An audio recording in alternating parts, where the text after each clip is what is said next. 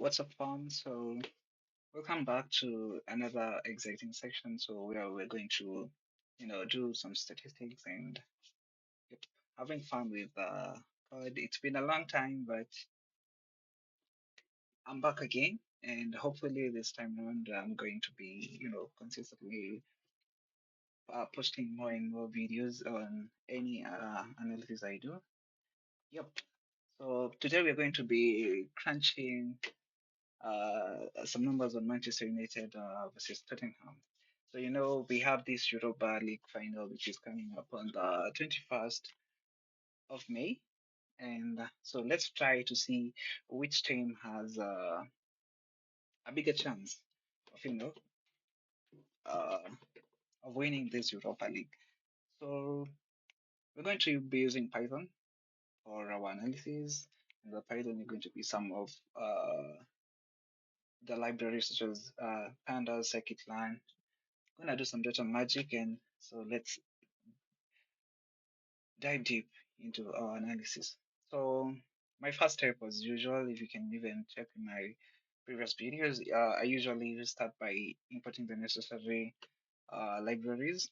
My first aim for this small analysis was to come up with a model to be able to predict which team between Manchester United and Tottenham is likely to win.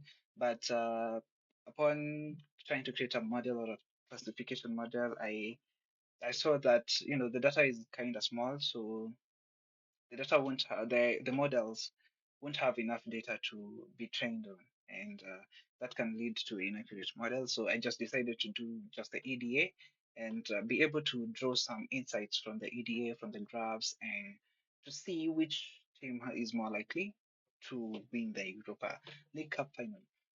A disclaimer to all those betting people and so forth: this is not a betting advice. So if you're betting and you're looking maybe to get insights, so these are just insights, and we're working with statistics. So there's a probability of a team winning or not winning. So understand it's a probability. So there's a probability of winning and there's a probability of losing. So when you're doing your betting, bet responsibly. But this is not a betting advice. So let's deep. As always, I first start by importing the necessary libraries, removing any warnings to make sure your code looks a bit clean. You don't have those red things all over your outputs. So the Manchester United data, the Tottenham data. So this is the data obtained from an online website. I can't quite remember the name, but yeah, if you just go and Google Manchester United fixtures or leagues data, you're going to find it. So as always, after you've loaded your data set, it's always good to check if indeed the data set you've loaded is correct. So, for example, before coming up with this data, so at the beginning you could see the formations and so forth were not quite accurate, but I was able to do that. You just download the data, go to Excel and do some manipulations. Yeah. So yeah, and as you can see, the data is indeed correct. And I added this column, so the time that the winning goal was scored, and where there's a none, it means the draw, the game ended with a draw. So you can see for the match between Everton, the winning goal was scored at the 14th minute. And so what the winning goal was is the time. So if, for example, I score 1-0, but the game ends as 3-0, I recorded the 1-0 because even if the game ended at 1-0 at that time, Tottenham would still have won in the 14th minute. Okay. So again, similarly to 78. So if I had a game like which ended at 3-2 or 4-3-1, so I'd record the time of the winning goal as the time the second goal was scored. So because if the game ended at 2-1, the team would have won. Okay. That's how I created that column for the winning goal, the time the winning goal was scored. So let's go into data cleaning. So this was just to define the various categories in which the winning goal was scored. So we have, for example, where there's none, it's just a null. Whereas the 14th minute, that's the first half. The 78th minute is the second half. 64th minute is the second half. The 90 plus 2, I categorize it under added time because we have the plus 2. So the winning goal was scored in the added time. Then we have, if you go down, we have time like 115 or 95. So that's what I call, I categorize it under extra time. That's how, that is one of the encoding I did. And so I started by filtering the wins and losses. So I did not want draws because as I told you earlier on, my first aim for this project was to be able to come up with a model that will give me if Manchester will win or not, or Tottenham will win or not. So I needed to do away with the draws because these are final, so we don't expect any draw. It's either one team, it's either the team wins or loses. So again, I coded the formation, the competition, and the venue so that we can be able to do an analysis, be able to come up with plots, and even be able to come up with a model. So, for example, if I have but looking at both teams, they both had two major formations, so you can have one formation as a zero, the other one is a one. Also, when it comes to competitions. We have the Europa League, we have the Premier League, we have the FA Cup, we have the Community Shield for Manchester United. So yeah, I encoded also that one. And also we have the venue, home and away, so we can either choose. So for our case, we have home is one and away as zero. Okay. So now that's data cleaning, and also I added another. So this is converting the goal difference into into numeric. Okay, so yeah, the goal difference. So you can have a team after the match, so maybe it was 2-0. So the goal difference is 2 if the team won, and negative 2 if the team lost. Yep. So the goal difference can range between 0 and, so for Manchester United, for example, you can see there was a time they had 7-0 win. So maybe somewhere in the league they were defeated 4-1. So the range of the values will be from negative 3 to what, to 7, and so yep. So that's how it will encode. So it won't encode from negative 2, so it will, depending on the number of categories, it will 0, 1, 2, 3 until the last one. So as I told you earlier, my main aim was to model, so I had to. So for modeling, I would use the previous goal difference as a feature. So that's why I created the goal difference part. Yep.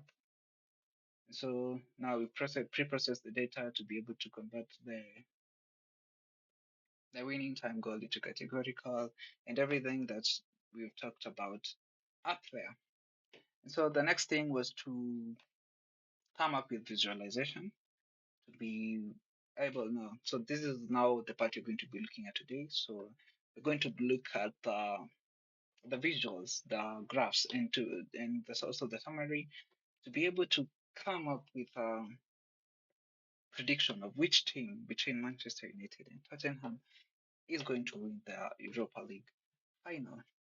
So don't worry about the card.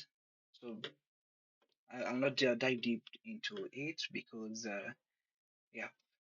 So I came up with the summary statistics as well as the bar plots for the count plots for each and every feature, such as possession. We had the venue. We also had the goal timing. We also had what, we'll just say them. So if I come over here, so we had the win information, we had the goal time by the venue, and we also had the league. So let's just look at them directly. Yeah, you can create your own plots. You can maybe come up with, so for my case, I use bar plots mostly. So you can come up with pie charts and so forth. You can modify the code. Okay, so let's not go into the modeling part because didn't- I did not come with I did not finalize on a good model because yeah, the data set was too small to be able to train the model. So you need to train the model so that you can understand how the data looks like. Then you have to test it and also validate it. So the data set was quite small because I had approximately 40 data points from both teams. So that was quite small. So let's look into our first comparison. So we're going to be looking at the summary for both teams. That is, we are looking at the summary in all of the leagues, and we're only considering the, the wins and the losses. So, for example, Manchester United had for all the games that they have won and lost, 55 they had 55% wins and 45% losses. Then, if we look at Tottenham, we can see Tottenham had 51% wins and approximately 49% in losses.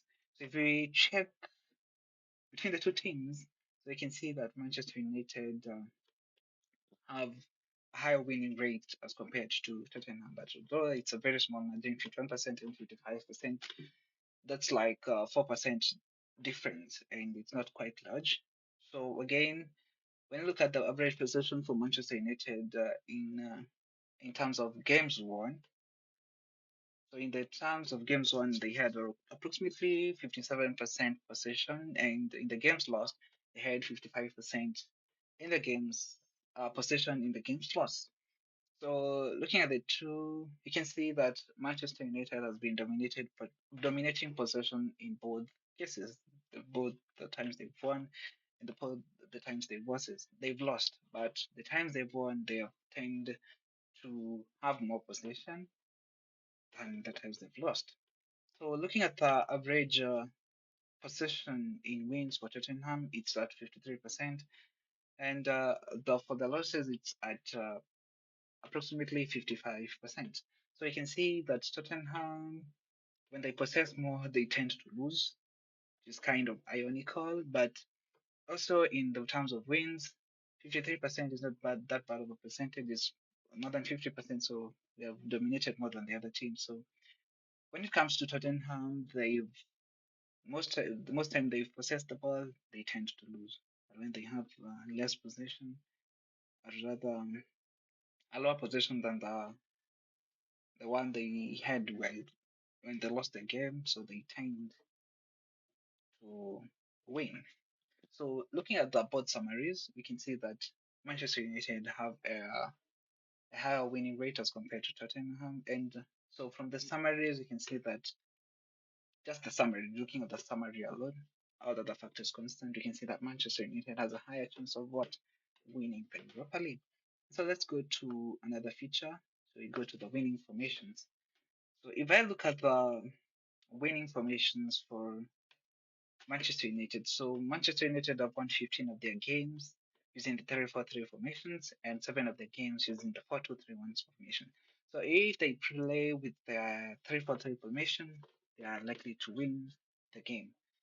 On the other side, looking at Tottenham, so they have won 21 games using the 4-3-3 formation and 4 games using the 4-2-3-1 formation. So if they play against Manchester United with the 4-3-3 formation, they're more likely to win. So looking in the winning formations, so Manchester United had a 3-4-3 formation. With the 3-4-3 formation, they've won 15 games. But with Tottenham, with the 4-3-3 formation, they've won 21 games. So if Manchester United uses the 3-4-3 and Tottenham uses the 4-3-3, then Tottenham is more likely to win. So holding all other factors constant, looking at the winning formation, Tottenham stands a high chance of winning using the 4-3-3 formation. So for the first features, that was the first summary, Manchester United won, is likely to win. For the second one, which is the winning formation, Tottenham is likely to win. So let's look into goal timing. So the time that these two teams scored their winning goal in the games that they won. So Manchester United scored most of their winning goals in the second half, followed by the first half and then by the added time. Looking at Tottenham, They won the most of their games in the first half, followed by second half, and at added time and extra time, they had both equal chances. Okay, yeah, so they had both equal chances. That is 1-1. So looking at the first half, if Tottenham scores a goal in the first half, so let's say we had a goal difference of 2-0. I'm not talking about 1-0. So 2-0. If Tottenham scores 2-0 in the first half, then they're likely to win. But if they score a 1-0, then it's Manchester United, as they have always done. They can have a comeback because you can see that they've won most of their games in the second half. And yeah, they haven't been on the clean sheet for so long, so mostly have been comebacks. And looking at the second half as well, Tottenham still stand a chance. So if they still score a 1-0, you can see that they had 10 games won in the second half compared to 12 games. So by Manchester United in the second half. So it's not much of a difference. So you can see still Tottenham stands out even if they have the 1-0. So if Tottenham scores the wins the first half, so it's most likely that they win the game. Yep. And on added time, Manchester United, you see they have more goals scored in the added time as compared to Tottenham. So the match doesn't end there. So if you can see, so the other times where we have 30 plus 5, or even in the extra times where we have 120 plus 5, 105 plus 3, and so forth. So they have won 3 of their matches in their added time. So if at all the game remains a draw, say 1-1 or so forth, or 0-0, and they don't have added time, so Manchester United is likely to score in added time. But all in all, looking at all the subsections of the time, first half, second half, added time, and extra time, Tottenham stands a chance. So we have now Tottenham 2, Manchester United 1. But that was only in the summary. So let's go to our third feature. Is it our third or fourth feature? So wins by win. So Manchester United have won 15 of the games at Old Trafford and 7 games out of Old Trafford. So you can see Manchester United have won most of the games at that Old Trafford. Similarly, Tottenham have performed still good. So we have 14 games won in it's called the Tottenham Hotspur Stadium, and 11 games away from the Tottenham Hotspur Stadium. So you can see the Europa League is being played. It's neither being played at Old Trafford and neither being played at Tottenham Hotspur Stadium. So looking at the away games won, Tottenham tends to have won more away games than Manchester United. And so by venue, since both teams will be playing away from their home grounds, then Tottenham stands a chance. So now what do we have? We have Tottenham as 3, Manchester United 1. Now let's go to our last feature. That's the fifth feature. And we're going to look at the wins in by league. So we have Manchester United have won from the games they've won 10 in the Premier League, 2 in the Carabao, 9 in the Europa League, and 1 in the FA Cup. The games won. So then comparing to Tottenham, which has 11 games won in the Premier League, 4 games won in the Carabao, 9 games in the Europa, and then 1 in the FA Cup. So looking at both teams, they have both performed more or less the same in the Premier League.